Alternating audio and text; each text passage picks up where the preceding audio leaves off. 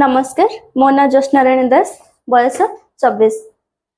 मु जन्मर मत बहुत सारा ठंडा थाए मतलब मु जेबे जानिली सेबेठर मत लगे कि माने मु ठंडा रे ही मो जीवनटा ही पळेबो एमती टाइप रो फील हुए। आम घरे भी मते बहुत डॉक्टर देखै बहुत सारा मेडिसिन खुआई किंतु एते फलप्रद हुए ने किंतु जेबेठर मु सार जो सार अछंती डॉक्टर दिलीप कुमार राउत सारंग विषय सुनिली तबरे सारंग पाखको आसिली सार को सब प्रॉब्लम मोर कहली मोर कौन असुविधा थिला मु केमती एते ठंडा हो जाए जे मो निश्वास भी नहीं पारे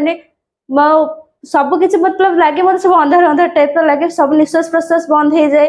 तबरे गैस निकले जाए कि भल हबो नहीं तो नहीं 8-15 दिन एमती भोगे 4-5 दिन थरे ठंडा हुए एमती सब बहुत सारा प्रॉब्लम आसे सार आसिक कहली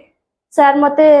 फर्स्ट मेडिसिन देले मो प्रॉब्लम सुनिके मते मेडिसिन देले मासटे खाइला परे मते बहुत टिके भल लगिला मतलब आराम लगिला कितु लगिला कि हाँ किछि मात्रा रे मोर ठंडाटा कमुची बोली तापरे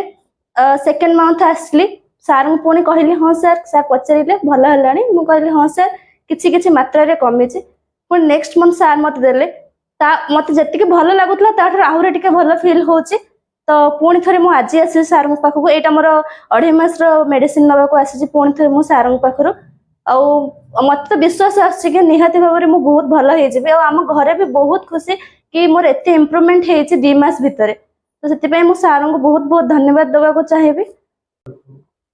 आईटा हूँ मोर 2 मास प्रेस्क्रिप्शन तो से थैंक यू दिलीप सर और थैंक यू होम्योपैथिक मेडिसिन।